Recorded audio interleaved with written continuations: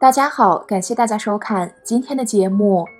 大家去看佛经或者高僧传，就会看到许多神奇的，甚至科学解释不出来的五台山神异事迹。但在现代人眼中，往往会觉得这些事都是虚假的。古人不会骗人，尤其不会联合起来骗人。这次就从五台山的清凉石讲起。五台山是文殊菩萨应化道场，夏天到山顶，晚上睡觉都要开暖气。可以想象五台山整个的气候，进入五台山就会感受到清凉的气息。据说以前的五台山是很热的，后来文殊菩萨到龙宫里借了一块石头，叫做歇龙石，很清凉，也叫做清凉石。东海龙王的五太子，他每次去练兵回来，就在歇龙石上休息。文殊菩萨给借走以后，放在了五台山，五台山整个山就一片清凉了。五太子看到歇龙石没了，就跑到五台山。山太大了，五太子就用龙尾把5个山顶都扫平了，所以现在的五台山山顶都是碎石头。后来五太子就皈依了文殊菩萨，也来五台山当护法，人们称他为五爷，香火很旺。公元2011年8月29日，五爷庙常清法师的生日，众多香客居士前来祝贺，而这张照片所记录的正是下午17点五爷庙前大香炉的熊熊香火中所显现出的火龙形瑞相。很多人看这个故事肯定会以为是后人编写的，但大家仔细去看，龙本来在海里，为什么会出现在五台山来护法？而且五台山离海很远。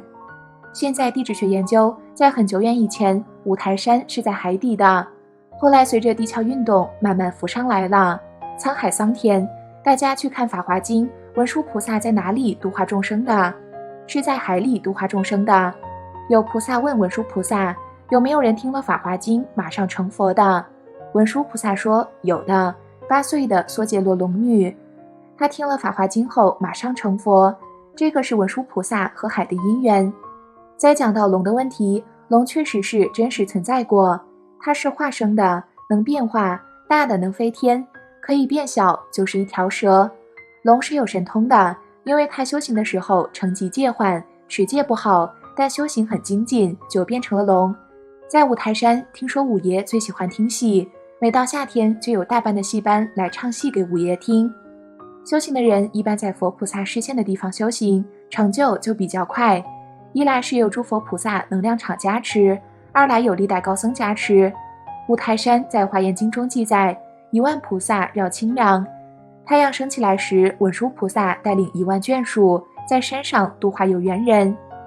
什么是有缘呢？每个去五台山朝拜的都能得到文殊菩萨的加持，自然也有高僧去求智慧得到加持。像虚云老和尚3步一拜五台山，路上遇到大雪和病苦，文殊菩萨化成乞丐来救他。也有平民百姓去求平安得到加持，还有帝王去五台山。康熙当年到五台山寻找父亲，据说顺治皇帝在五台山出家，康熙在五台山时走到了西台下面就迷路了。后来文殊菩萨画了一座桥，一个老人提着灯笼来接他，于是五台山就有了灯笼文殊。乾隆听说五台山僧人作风不良，想去亲自查看，到五台山看到一个和尚在河里洗澡，旁边还有许多女人。乾隆一生气，一支箭射过去，和尚负箭跑了。乾隆追上去，到了菩萨顶上，僧人不见了，就看到文殊菩萨背后有一支箭，五台山就有了带箭文殊。药师法门中讲到天地对人的影响，如果有高僧加持过的，你去修行的话，成就最快，对身心的转化也比较快。药师法门看世界，尤其是地球是有生命的，比如地球会呼吸，像终南山就是地球的肺部，许多山洞都是地球的呼吸鼻子，因此地球上自然也有像人体一样的穴位。人在地球灵气很足的地方修行，进步就比较快。五台山加持力不可思议，是有物质基础的。修行一定要脱胎换骨，把这个业障的色身转化为福德智慧身，就需要佛菩萨的加持了。唐朝时有个僧人叫法云，他出家多年，但一直蠢笨如牛，连基本的早晚课都学不会，大家都嘲笑他。法云还算有善根，他听说五台山文殊菩萨是专门开智慧，就一个人去五台山磕头，想要见文殊菩萨。在五台山看到人就问文殊菩萨在哪里，大家都说没有亲眼见过。他就一个人去东台，看到一个老僧在烧火。五台山冬天是冰雪封山的，他就上去取暖，问老僧文殊菩萨在哪里。老僧说，你找那个邋遢的瘦小的老头做什么啊？法云比丘以为他是个疯僧，就自己一个人走了。走到了北台，看到一个老僧在烤火，他因为过度的饥饿寒冷，当下就昏过去了。在昏迷中，老僧拿出烧得很红的铁，挖出他的心，竟然是牛心。法云也不觉得痛。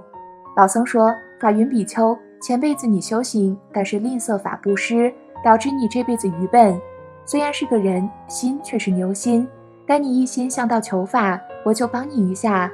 老僧就把牛心用血洗一洗，放进去，法云比丘就醒过来，老僧也消失了。后来法云比丘智慧大开了，对于三藏12部都能演说无碍。这是个文殊菩萨开智慧的故事。修行要改变这个业障身，业障身没有转化过来，想要成就很困难。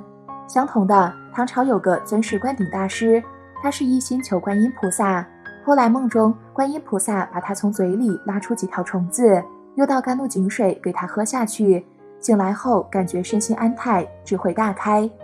修行就是转化这个业障身为佛的福德智慧身，就需要佛菩萨的加持力。如果业障身没有转化，浊气重，业障重，想要开智慧是不可能的。不要把这个色身看得很简单，好像是容器或者是机器。容器就是吃饭喝水的容器，机器就是能走路做事的机器。色身是个强大的接收器，而且是天上天下都找不到的，比它更好的成就佛道的接收器。业障重时，对这个色身就有几种表现。第一，念经时会打哈欠，或者发困，或者头晕。第二，梦中常梦见恶事、恶人。第三，人欲望就会很重，导致头脑昏沉。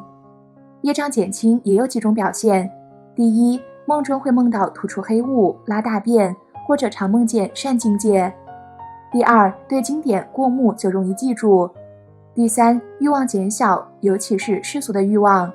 修行要脱胎换骨，因为人的欲望习气，它是有物质基础的，物质还包括有形的和无形的。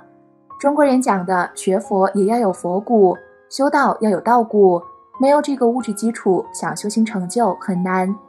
最明显，大家去看罗汉，罗汉的头长得都特别不一样，就是七扭八歪的，举止也和俗人不一样，表示他的五脏六腑中有些器官比较发达，思维就和常人不一样。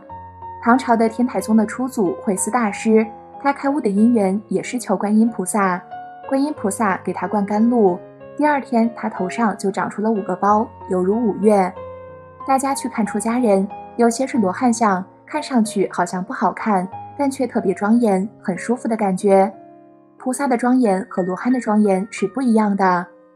最后我们来听一段由五台山梦参老和尚所开示的内容。释迦牟尼佛在印度说，东方有国，名曰震旦，其土有山，号曰清凉。释迦牟尼佛在印度3000年就说了这个山。在宋朝以前，凡是到五台山的，那时人心里清净，清净就是没有烦恼。他在五台山看见五台山每天夜间10点钟一过，就满山是灯，叫智慧灯。近几百年来，智慧灯没有了。为什么没有了呢？人的心变了，不是古时候的心。所以有些个圣境，你说有，没有啊？但是他对某些个人，他就现，他就有。五台山每天都有1万菩萨在说法，围着带螺顶绕清凉。当你业障消了，功德成熟，就能看见1万菩萨了。你也可以加入，跟着绕清凉。虽有业障，但应当作如是想。这个带螺顶的五文殊菩萨是有历史的。当初乾隆皇帝来朝五台山，护法神不让他上山，他想朝5个台，上不去。陆续3年，来了3年，上不去5个台，他非常烦恼。华严寺的老和尚说，你不要烦恼，我把5个台的文殊菩萨请下来，在那带螺顶，他就朝带螺顶。当你朝了带螺顶，就等于朝5个菩萨。五台山五文殊，文殊菩萨化身5个现象。现在朝五台山很容易了，坐着汽车一转，1天就朝了。以前可不行，以前朝一个山朝一个台得3天，起码你得住半个月才把五台山朝得完。现在容易，坐汽车1天就朝了，但书圣也没有了，朝的书圣也没有了。我到西藏求法的时候，我的师父什么都不教给我，就让我念一个嗡阿拉巴扎那蒂。等你念了100天，你自己学什么一学就会，学西藏语言学什么一学就会。什么原因呢？因为嗡阿拉巴扎那蒂是文殊菩萨心，这叫文殊菩萨心咒。如果你们在这个地方能够住上几天，你每天能念上100声或者1000声，念了之后你会开智慧的，不会的会了，不知道的事突然明白了。文殊菩萨又叫妙吉祥，不可思议，妙就是不可思议，吉祥你心里就想妙吉祥，就跟文殊菩萨见面了。祝大家吉祥。